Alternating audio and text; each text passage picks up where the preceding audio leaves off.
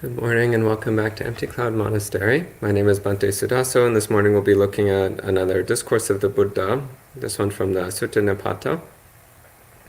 And this was a request from one of the regular viewers.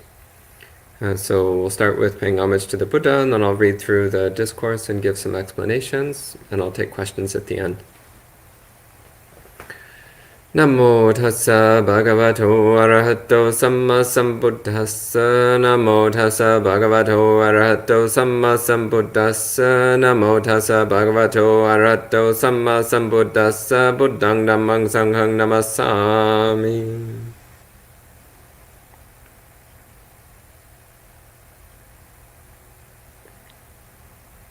So the discourse for this morning is from the Sutta-Nipāta. Chapter 1, Sutta number 12.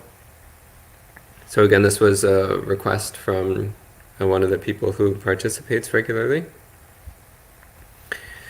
So this is a discourse talking about, particularly about a wandering monk or a forest monk.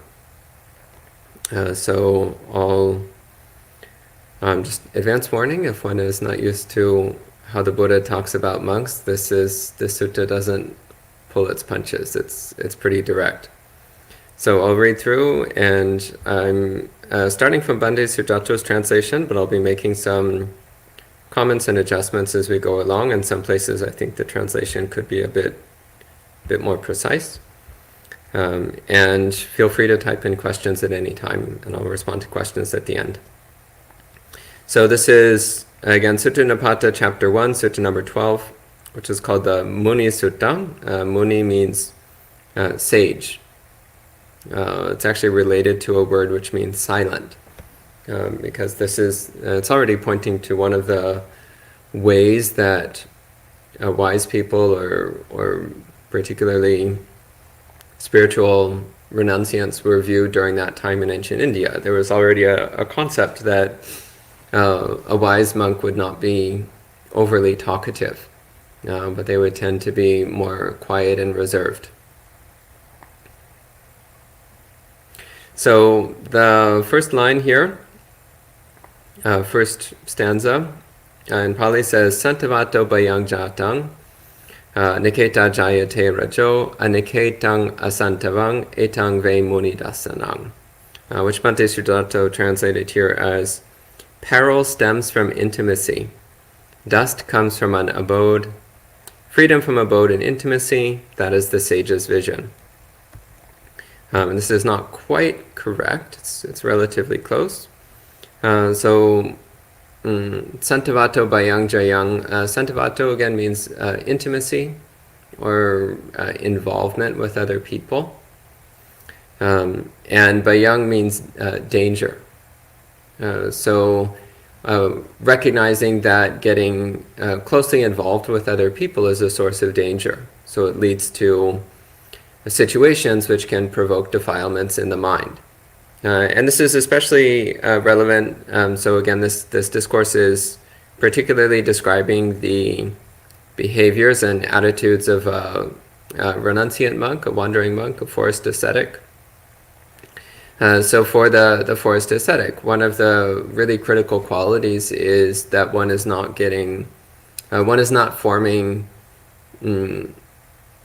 especially inappropriate relationships with lay people, but also one is recognizing that getting excessively involved or attached to anyone restricts one's ability to roam around freely, and also again creates the opportunities for defilements to arise in the mind. So attachment to particular people, as we start to get involved in their emotions and affairs, then we can start to take on their attitudes, their behaviors, which might not be particularly wholesome. So again, this is indicating the danger of developing close, intimate attachments, especially to people who are not spiritual practitioners, people who are not well advanced in their practice. Elsewhere in the suttas, the Buddha talks about the great benefit, on the other hand, of developing close relationships with wise, well-developed spiritual teachers. because those are people who bring benefit to us when we have a close connection to them. So it's not necessarily that forming close connections with people is inherently bad, but rather it's something which needs to be approached with extreme caution, recognizing that it's something which can easily create conditions for polluting our mind, for tainting our mind. And the next line, Niketa Jayate Rajo, it's translated as dust comes from an abode. So this is pointing to the fact that whenever we settle down on something, so whether it's a particular location, so the most literal meaning here would mean living in one place for a long period of time. But it also has the sense of getting fixated on a particular viewpoint or opinion, or fixating on a particular line of thought, or way of feeling, or self-identity. So anything that we get fixated on or stuck on. But the most literal meaning is, in fact, living in one place for an extended period of time. Well, what happens? Well, first off, we tend to accumulate stuff. So in many monasteries, the monks have to change their dwelling place every few weeks or every few months. And one reason for this is because when you stay in one place for too long, you accumulate a lot of stuff. You start accumulating unnecessary possessions, and it just becomes a burden on the mind. The more things you have, the more burdened the mind is. The less things you have, the more spacious and free the mind is. And actually, when one is wandering, then you can't have a lot of things anyway, because you have to carry everything with you all the time. So it just becomes impossible to accumulate extra unnecessary things. And also, when one is staying in one place for a long period of time, one also accumulates attachments, attachments to the place, attachments to the people around that place, attachments to the particular comforts of that place, to the sense of familiarity. And all of that also is what's being called here as dust. So dust is referring to the increasingly cluttered and defiled condition of mind, which easily builds up under settled conditions. And of course, it's also referring to the tendency then to start falling into inappropriate relationships with other people. So inappropriate in the sense that they provoke our defilements. So maybe someone who you find pleasant to be around, but they're always wanting to talk about things that aren't related to Dhamma. They always get going on celebrity gossip or current events or political news, and the more you're around that, then the more your mind will start drifting away from the Dhamma and getting mixed up in worldly things. So this is also what it means by dust comes from an abode. So our mind becomes dusty and cluttered with all of this non-Dhamma noise that fills the world.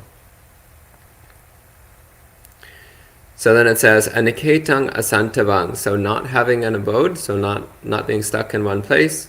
Asantavang, no intimacy, no involvement or unnecessary attachment to people. Etang ve muni dasanang, so this is what the sage sees. This is what the sage is focused on.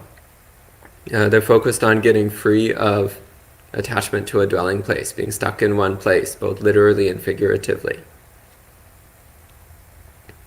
Then the next line, Bhante Suddhāso's translation says, having cut down what's grown, they wouldn't replant, nor would they nurture what's growing. That's who they call a sage wandering alone, the great seer who has seen the state of peace. Here the translation is relatively accurate, but it requires a bit of explanation. So having cut down what's grown means that one is looking at the conditions in one's life that are provocative of defilements, things which incline us towards unwholesome actions or speech or thoughts. And we make an effort to remove those things from our life. So, for example, if one notices that one has a lot of problems with one's phone, Maybe one spends an excessive amount of time wasting time on one's phone, one's smartphone. Well, then you might get rid of it and switch to a dumb phone. So one of the old school non-computerized phones. Or maybe not have a phone at all. I actually know even some lay people who have made the decision to be free of phones. So it can be done if one makes that decision. Or again, recognizing maybe that a friend of yours is an unwholesome influence. That they're always talking about things which are pulling you away from the Dhamma, or tempting you to do things which are harmful to your spiritual practice.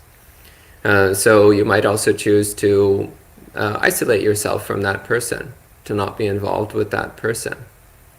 So this is cutting down what's grown. It's looking at the things in our life which are provocative of defilements, which incline us towards unwholesome behavior, and removing those things from our life. And not replanting means that we also are careful not to, first of all, to return to temptations or harmful influences from our past, but also that we don't create new ones. We don't put anything further into our life which might again create harmful conditions for ourselves, which might be provocative of further unwholesome thoughts, words, and deeds. And similarly, the line, nor they nurture what's growing. So this means paying attention to our mind and noticing what's causing the growth of defilements, noticing what's causing ourselves to have more desire, aversion, and confusion, and actively working on removing those tendencies from the mind.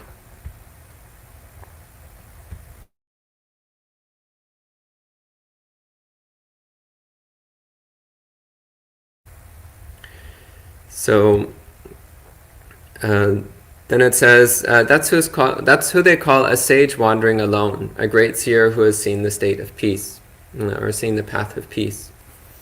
So again, this is indicating that wandering alone doesn't necessarily mean that one is always avoiding other people. In fact, Buddhist monks have a number of rules which make it such that we can't completely avoid other people. We can't be complete isolated hermits. The mere fact that every day food needs to be given to us by lay people if we want to eat means that every day we come in contact with lay people. So wandering alone doesn't necessarily mean that one is completely avoiding contact with other people, but rather it's a state of mind in which one is always on the lookout for any temptations or conditions which might cause the mind to stray from the path of Dhamma. What here is called the path of peace, so Santi-Pada. Santi means peace and Pada means path. So being very careful not to fall into, again, especially close relationships with lay people, or close relationships with unwholesome influences, because that would pull us away from our path, pull us away from the training of the mind, the cultivation of the heart. So elsewhere in the suttas, there's a place where the Buddha says that one whose mind is full of craving, even when they're living alone, they're said to be living with a companion. Whereas one whose mind is free of craving, even when they're with other people, can be said to be solitary. So that's also what's being hinted at here. So the sage wandering alone means that they're isolated from defilements. They're isolated from harmful temptations. And the next one is continuing on the metaphor. So it says, having appraised the fields and measured the seeds, they wouldn't nurture them with moisture. So again, this means looking at the conditions of one's own mind and recognizing what is it that leads to the growth of defilements, the growth of unwholesome conditions in the mind, the growth of desire and aversion and delusion. And recognizing what it is that causes the growth of defilement and delusion, then one is careful to avoid that. One is careful to avoid that. And it's important to, first off, be very honest with ourselves. Be very honest with ourselves about what it is that does trigger our defilements. What is it that does lead us towards cultivating unwholesome mind states? And even if it's something that we enjoy, If we're honest with ourselves about it being harmful to our practice, then even if it's something we like to do, we should still set it aside, recognizing that it's ultimately for our long-term harm to keep nurturing unwholesome tendencies, no matter how pleasant they might seem in the present moment. The next line says, truly that sage sees the ending of rebirth. So, Save Muni Jati Kayanta Dasi. So, Jati Kaya literally means the elimination of birth. But it's talking about ending the cycle of birth and death. So, it means coming to full awakening, in which one is transcended the cycle of birth and death, and the cycle of rebirth. The next line, Takang Pahaya na upeti sankang. Takang Pahaya means one has abandoned thought. And na upeti sankang means one doesn't get involved in concepts. So sankang means concepts or calculations, in the sense of unnecessarily analyzing things. So this here is talking about discarding unnecessary mental activities. So takang pahaya, abandoning thoughts and abandoning analysis or conceptualization. So this also is pointing to the development of a silent mind, the development of a mind which is quiet and clear, which is peaceful and alert. So this is a critical part of, especially of meditation practice. It's starting to teach the mind how to be quiet. Most of the time as we go throughout the day, most of the time we don't need to engage our thinking mind. Most of the time it's enough to be aware of what's going on and to use our wisdom to respond in an appropriate and wholesome way.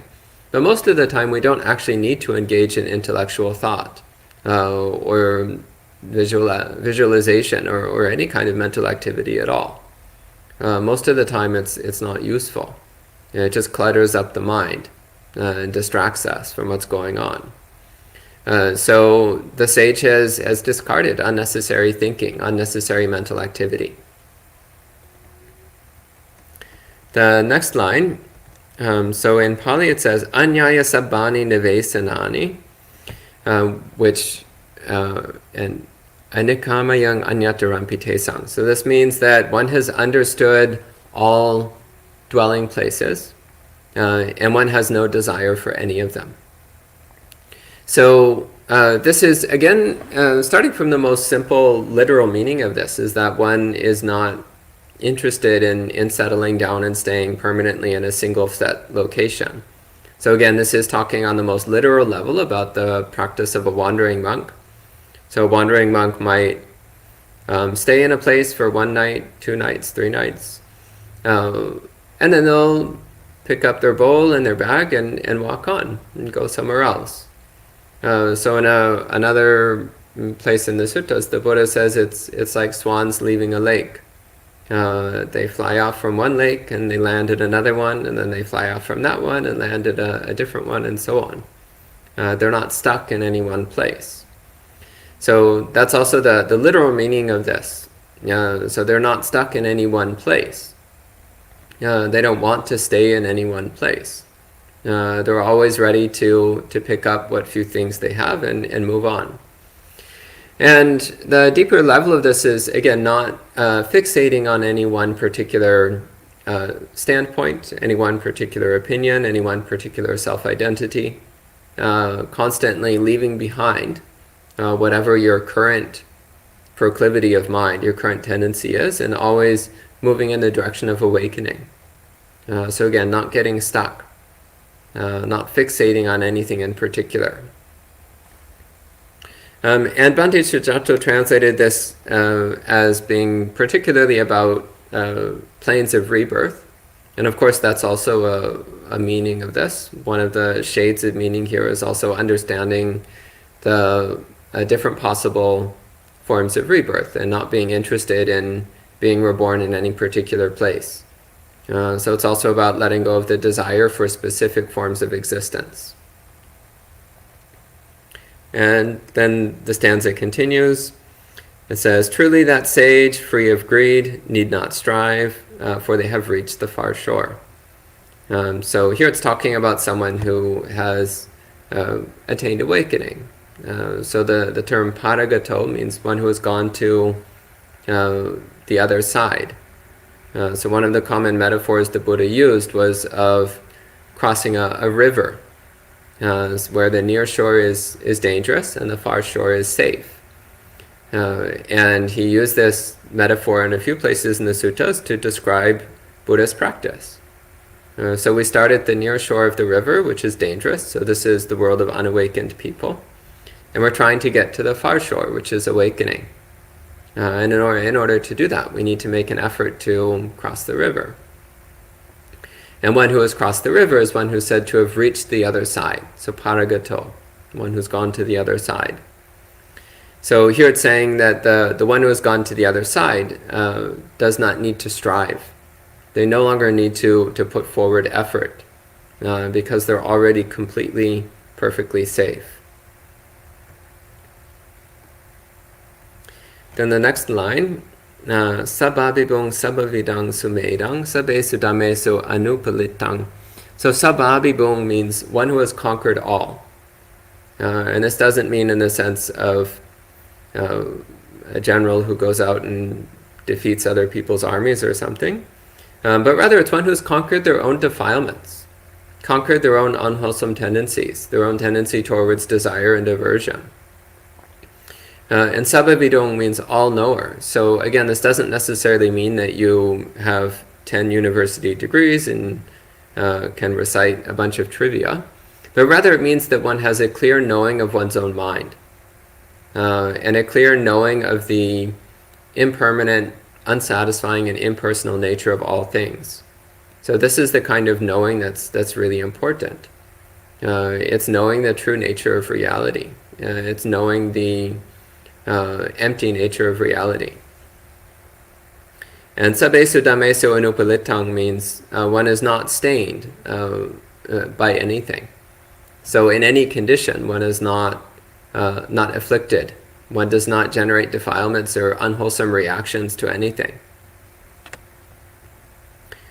And next it says, one who has given up all and who is liberated through the elimination of craving. And it says, that's who the wise know as a sage. Again, one who has given up all. This is talking about the practice of renunciation, of relinquishment. Because ultimately all of Buddha's practice is about renunciation. So, of course, renunciation is most thoroughly embodied by monastic practice. But actually, right from the beginning, whenever one is practicing Buddhism at any stage, it's always about renunciation. So if one takes on precepts, the practices of morality, well, then you're giving up immoral behavior. You're giving up killing and stealing and so on. Well, that's renunciation. Or even if you're practicing generosity, well, in order to give something to somebody else, then you need to let go of it. So that's practicing renunciation. Giving a gift to somebody else means that you yourself are practicing renunciation. And practicing meditation, we're training ourselves in letting go of unwholesome mind states, unwholesome mental activities. That's also renunciation. And ultimately, we're trying to let go of our attachment to self-identity, which again is renunciation. So renouncing, abandoning, relinquishing our sense of self-identity. So ultimately, Buddhist practice is all about renunciation from start to finish. In the next line, Panyabalang silavatu papannang. So panyabala means with the strength of wisdom. And silavatu papannang. So sila and vata. Sila means, it can mean precepts or morality, but it can also mean habits, particular ways of behaving. And vata means religious observances, religious vows, spiritual practices. And upapanna means perfected or committed to. So silavatu upapannang means committed to one's spiritual practices. And this is interesting here because, again, this is talking about the wise wandering ascetic who's really committed to the practice. And one of the obstacles to the first stage of awakening is called sila vata paramasa, which means attachment to sila and vata, so attachment to spiritual practices. But here it's talking about an awakened or almost awakened monk as having sila vata upapanna. So they still have spiritual practices. They still have rules and observances and vows and so on. But they're practicing them in the proper way. They're committed to them in a way which is conducive to awakening. So rather than having a misunderstanding or incorrect grasp of spiritual practices, instead they understand how to use spiritual practices in a way which is conducive to shedding defilements, which is conducive to purifying the heart. And it continues, samahitang janaratang satimang. So samahita means in samadhi.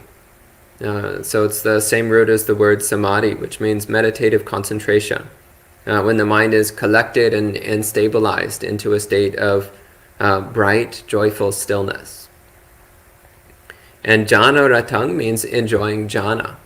So again, jhana is talking about a deep state of samadhi, where the mind is extremely sharp and steady and clear. And satima, mindful. Constantly paying attention to our body and mind, constantly aware of our experience. Continues, sangha pamutang akilang anasavang, so released from chains, kind and undefiled.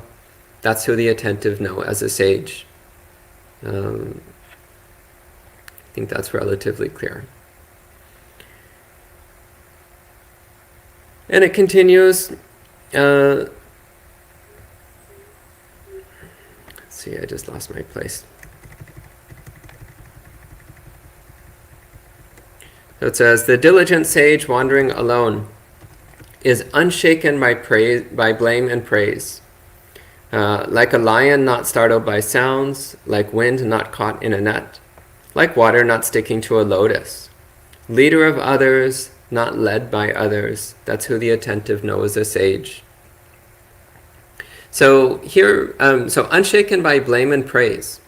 And it gives the examples of like a lion not startled by sounds. Why? Because a lion doesn't have anything to be afraid of. Like wind not caught in a net.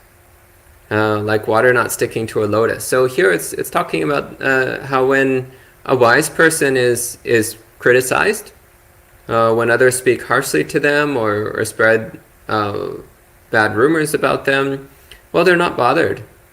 It's like wind blowing through a net. It's not slowed down.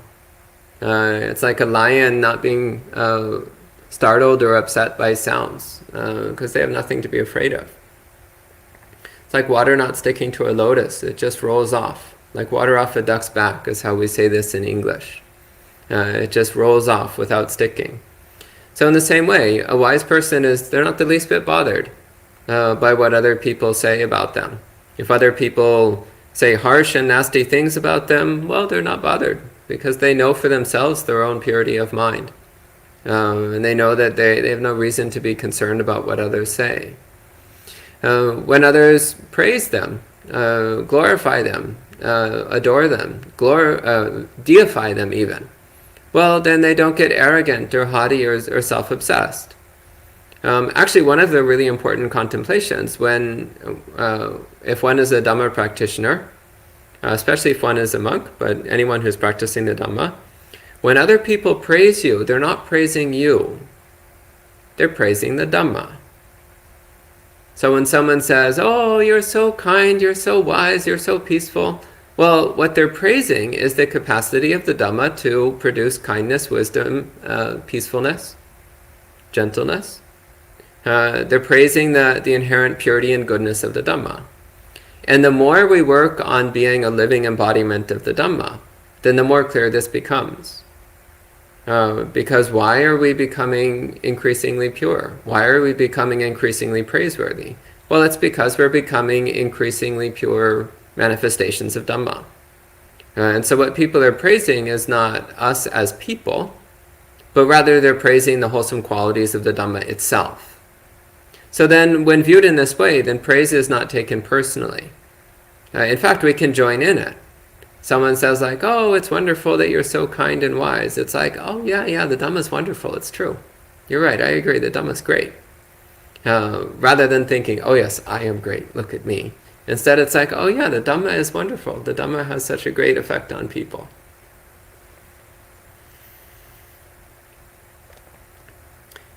And leader of others, not by others led. This could be taken as a reference to the stream enterer. So again, when one makes progress on the path, one eventually gets to a point where one has a direct, clear understanding of the Dhamma for oneself. So this means that one no longer goes off what other people say. One can no longer be misled by the incorrect instructions of others.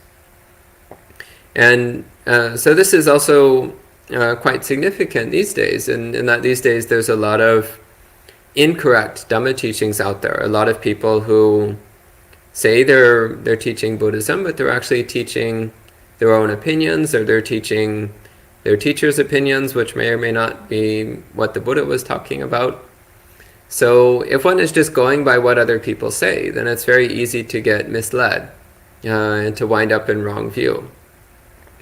But as one develops one's practice in accordance with the Buddha's original instructions, then eventually one can arrive at a place where one clearly knows for oneself what is the Dhamma and what is not the Dhamma.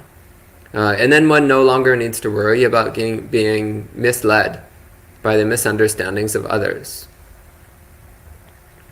And then naturally other people will start to recognize the purity of Dhamma in one's own heart and be interested in learning from that and following that example.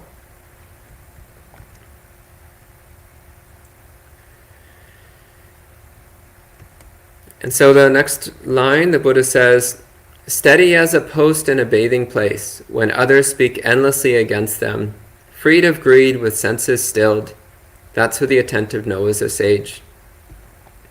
So again, here when it's referring similarly to the idea that when others are critical of us or saying harsh things about us or spreading harsh rumors about us, we're not bothered.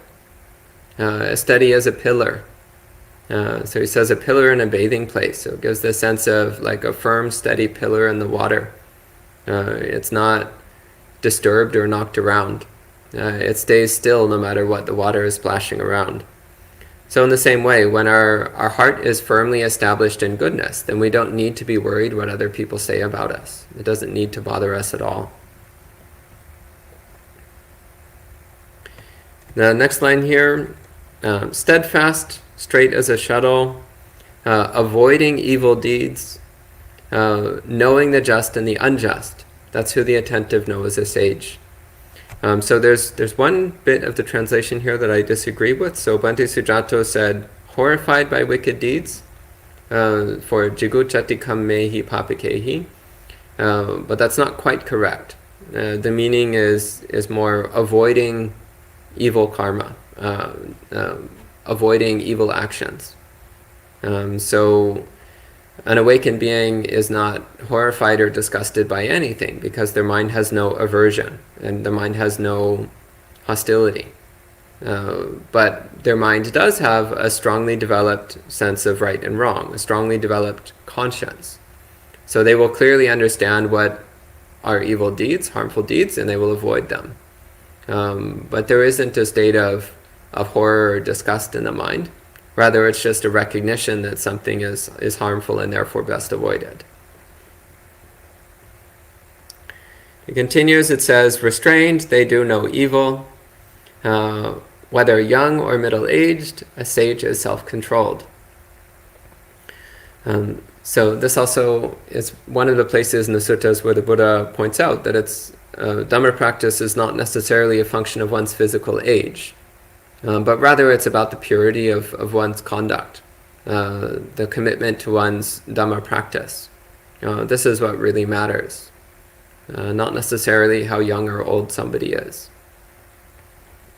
And it continues, it says, irreproachable, one does not insult anyone. That's who the attentive know is a sage. So again, we don't get caught up in saying harsh things about others. So ultimately, Dhamma practice is about purifying our own heart. We don't need to be too concerned about the flaws of other people. We can let them work that out on their own. Instead, we focus on cultivating our own heart and purifying our own heart. Then the next line says, when one who lives on charity receives alms, whether it's the best, the middle quality, or leftovers, they think it unworthy to praise or criticize. That's who the attentive know is a sage. So this stanza is, again, it's talking about the practice of receiving alms. So the practice of being grateful and appreciative for whatever is given to us. So whether people give us high quality food or low quality food or in between, we're just grateful for the fact that they're giving us something to eat. So this is what it means by saying it's unworthy to praise or criticize the offering. So this is about cultivating gratitude and appreciation. So appreciation for the generosity and kindness of others. And also gratitude for having anything at all. So many people in the world don't have enough food to eat. They don't have their basic needs being met. So if we have anything at all, even if it's not the best quality food in the world, even if it's not the flavors we like, we're grateful that we have something. We're grateful that others care enough about us to give us something to eat.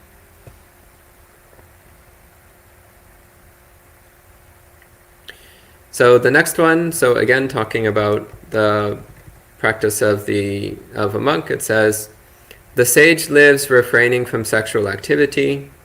Even while young, they are not tied down. Refraining from indulgence and negligence, they are freed. That's who the attentive know is a sage. So one of the most basic foundational aspects of monastic life is that we are celibate. So we avoid romantic entanglements because we recognize that romantic entanglements naturally fuel one's defilements. They fuel desire in the mind. They fuel attachment. They keep one increasingly immersed in samsara. They prevent one from progressing swiftly on the path to awakening. So it's natural that one who is thoroughly committed to progressing as swiftly as possible on the path will take on the practice of celibacy. And if one chooses to become a monk, then it's by default. By default, one is celibate. One is following this practice of training the heart in letting go of sexual desire. For lay people, the practice is normally to avoid sexual misconduct. So that means not using one's sexuality in a way which is harmful, not to break the trust of other people. So if we're in a committed relationship, we stay within the boundaries of that relationship. And if we're not in a relationship, then to be very careful and respectful about approaching somebody else with romantic intent.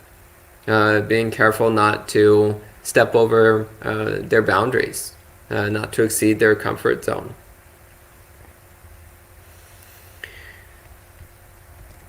Then the next stanza says, understanding the world, the seer of the ultimate goal, the unaffected one who has crossed the flood and the ocean, who has cut the ties unattached and undefiled, that's who the attentive know as a sage. So these are all just different metaphors that the Buddha uses to talk about overcoming one's defilements. So the flood and the ocean, these are talking about the flows of unwholesome tendencies in the mind. So overcoming that. Having cut the ties, again, letting go of attachment, unattached and undefiled. So it's talking about this complete purification of the heart. So I think that's relatively clear. And the next line, so again, this is a discourse particularly talking about the practice of a monk. I actually find it really interesting that it was a lay person who requested this sutta, because it's a sutta which is all about being a monk. So the next line says, "The two are not the same. They are far apart in lifestyle and conduct. The householder providing for a spouse, and the selfless one true to their vows." So again, just pointing out that there is actually a very strong difference. So the lay practitioner is like somebody very slowly walking in the direction of awakening, whereas a committed monastic renunciant is like somebody sprinting, running as fast as they can in the direction of awakening. So there is a big difference. So that's not to say that everyone needs to be a monk. The important thing actually is that one is practicing for awakening. That one is developing the aspiration for awakening and trying to live out that aspiration within whatever context we're in.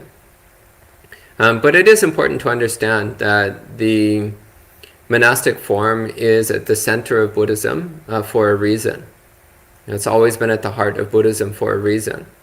There's a reason why the Buddha himself was a monk. There's a reason why the Buddha ordained so many people and established a monastic order. In fact, it was the first thing he did after attaining awakening. The first thing he did was establish a monastic order.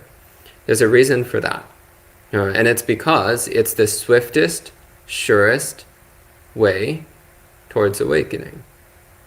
So it's not something to be devalued, but rather it's something to be upheld and appreciated. Whether one is taking on the monastic form or not.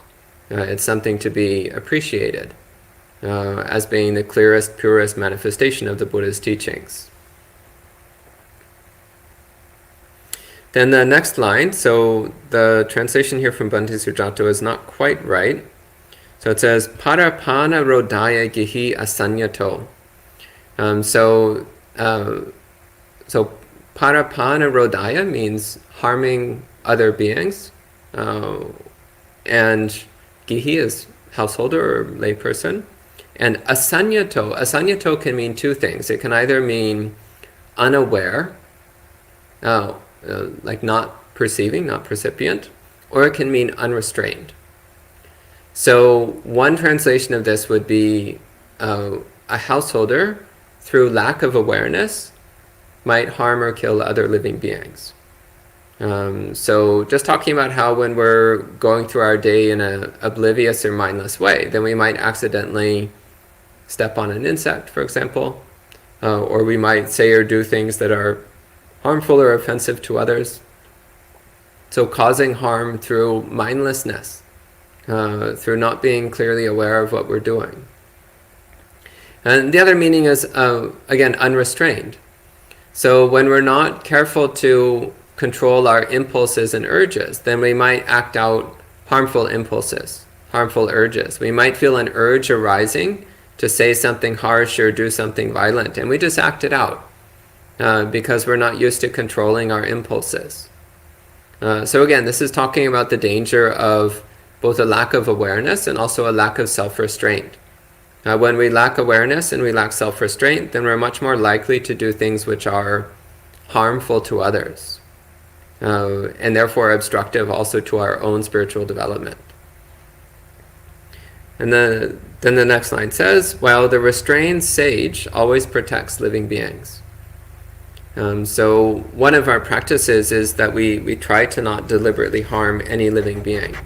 And this is for both monks and lay people. It's again a universal Buddhist practice.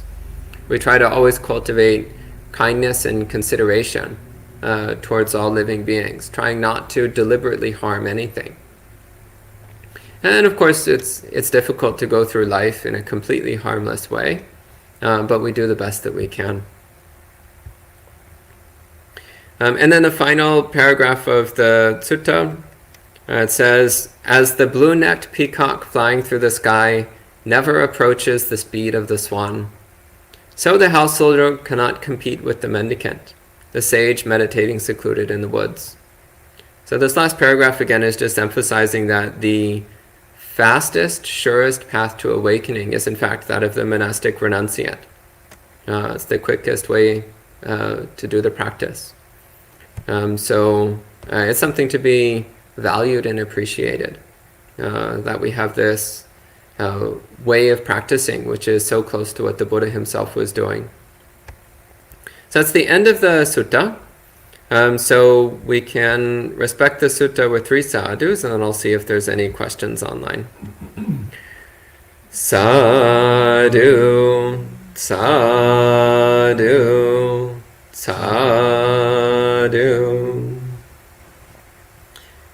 And hello to the people checking in online. Hello to Maria, Manal, Rebecca, Karuna, Christina, Bhumika, Marielle, Mike, Jody, Jayanta, Yankee, Dharmika, Anna Maria, Madeline, Norma, Kim, Lee, Andre, Gregory, Kandal, and Olga. Great, good to see so many people joining in.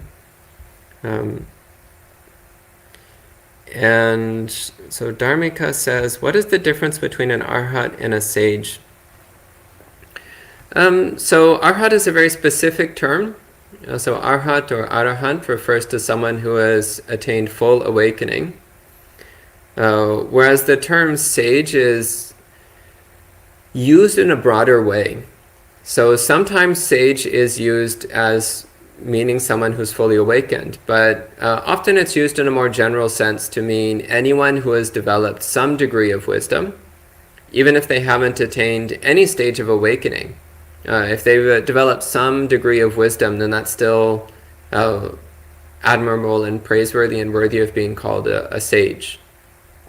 So of course the highest sage is someone who's fully awakened, but anyone who's developed some degree of wisdom might be called a sage. So sage is a much broader and more general term. And Dharmika says, the sutta sounds similar to Kaggavisana Sutta. Yeah, there's some overlap with the Kaggavisana Sutta. Yeah. It's commonly translated as the rhinoceros horn suttas, which are also talking about the practice of a wandering monk and the danger of getting intimately involved with other people. And Dharmika says, are renunciation and letting go the same meaning? What is the difference between renunciation and letting go? There isn't. It means basically the same thing. Yeah. So Madeline says, I am sometimes conflicted about avoiding unwholesome companions and feeling compassion for them and seeing them for limited periods of time. Well, yeah, first and foremost, we always need to be careful to protect the purity of our own heart. So if whenever we're around someone, it always winds up bringing out our unwholesome tendencies and we wind up backsliding, then we should probably be realistic that it's better to avoid that person. Being with somebody out of compassion for them is a good thing to do. That is a part of Buddhist practice. But we need to do so in a way which is not compromising our own moral principles. So it's actually quite normal to be around people who have unwholesome habits, because that's almost everybody in the world. Only fully awakened beings are actually purely wholesome. Everybody else is some mixture of wholesome and unwholesome. So our practice then is to carefully guard our own heart, carefully guard our own mind, so that when we are around people with unwholesome habits, that we don't take those on within ourselves. So being very attentive and protective of our own wholesome tendencies, our own wholesome qualities, and not compromising those when we're around people with less wholesome tendencies.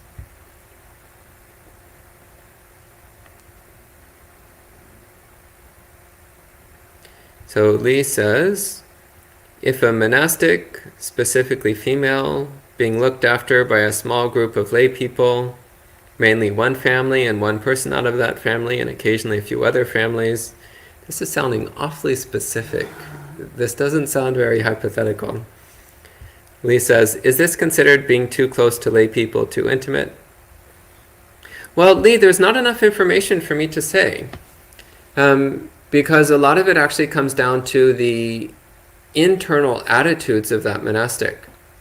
So it's not necessarily about the external circumstances, it's about the internal attitude. So being supported by a small group of lay people, well, that's actually quite normal. That's actually quite common. That isn't necessarily the problem. So when it talks about being avoiding intimate involvement, it's like when you're sitting around and gossiping about, like, oh, well, what did Aunt Mary do last week? And oh, I hear she got a new boyfriend and blah, blah, blah. Like, that's just wasting time. Or it's like, oh, do you want to play cards? It's like, well, I'd rather talk about Dhamma. It's like, well, I'd rather play cards. Okay, we'll play cards. Or, oh, have you seen the latest movie? We should go and see. Like, that's when it's getting intimately involved. When you start to get wrapped up in their non-Dhamma behaviors or even anti-Dhamma behaviors. It's when you start to waste time talking about silly things and useless things rather than practicing the Dhamma. And yeah, it's when you start to develop unwholesome emotions or attitudes. So attitudes of desire or aversion or jealousy or expectation. Actually, one of the big problems that comes up when monastics are too closely connected with lay people is expectation. So when one is a wandering monk, you don't expect anything from the lay people. So like when I'm doing wandering practice, when I walk into a new town where nobody knows me, I can't expect them to do anything for me. I can't expect them to give me food. I can't expect them to care. I'm just some random dirty guy in rags wandering through town. Why would anybody care about me? There's no expectation. But when you have a small group of lay people that you're constantly in contact with every day and are supporting you all the time, then you might start to expect it. And then you get resentful if they don't give you exactly what you want when you want it. And when they do give you things, then you see it as something that's owed to you. So then you're not grateful, you're not appreciative. So this is a danger. But again, it's hard to judge from outside. It's something that the monastic needs to know for themselves, to look at their own heart and to see, is this situation provoking defilements? Or am I able to use this situation in a way that supports the growth of wholesome qualities? So it's also important for lay people not to get too critical of monastics. Because ultimately each one of us is responsible for our own practice. So a lay person who just sits around being like, oh, that monk's pretty sloppy, that monk is getting too close to the lay people, that monk looks greedy. It's like, well, when you're cultivating those kinds of hostile thoughts, you're actually just poisoning your own heart. And it's not helping the monk at all, by the way. So it doesn't help them, and it just harms yourself. So we need to be very careful about not getting critical of others and the practice of others, but instead constantly examining our own practice and our own heart and asking how we can improve our own practice.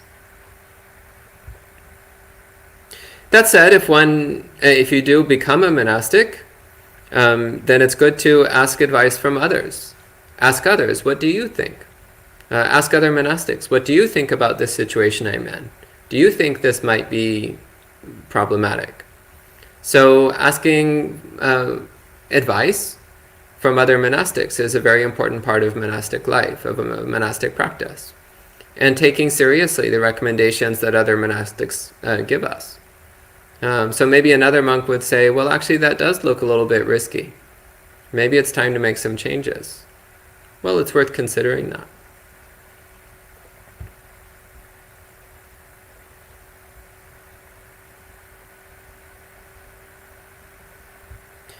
So Rebecca says, okay, so what to do when you're really frustrated that you got into this lay life, can't just ditch your responsibilities, how not to get stuck in impatience and ill will and move toward contentment?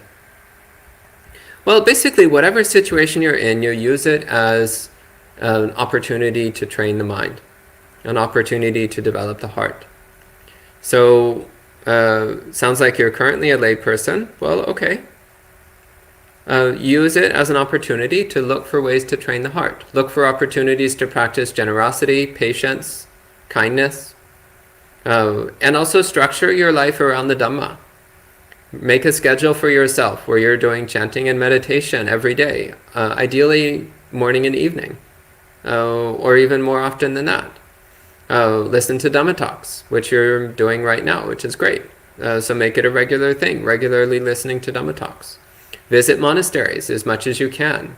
Spend time staying in monasteries for a few days or even a few weeks or even longer. Make it a regular part of your life to be in contact with monastics and spend time in monasteries. And maybe you can't ditch your responsibilities, but try to reduce them. Try to reduce your involvements in affairs. Simplify your life. Declutter your life, both physically and mentally. Declutter your life. Get rid of unnecessary stuff. Again, both physically and mentally. Start reducing the messiness of your life. So you can still be a really good lay practitioner, but it does take a bit more effort because the temptations are very real and very close. But you can practice well if you make a sincere commitment.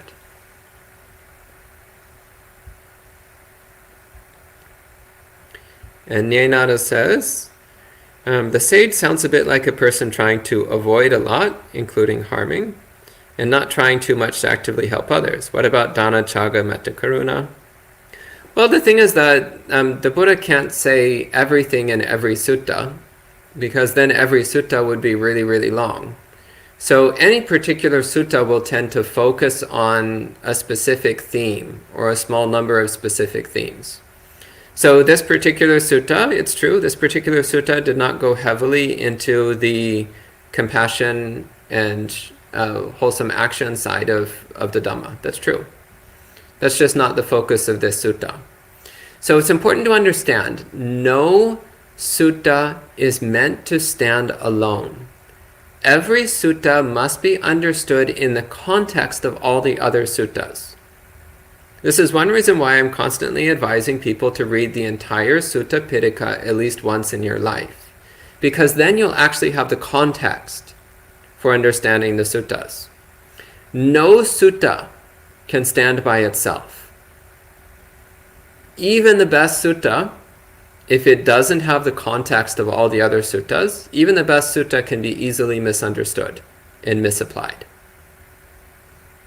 So yeah, it's true. This sutta in particular doesn't go heavily into the compassionate action side of the Buddha's teachings. That's true. But there's lots of other suttas that do. So when you have that context understanding, then one will not be misled.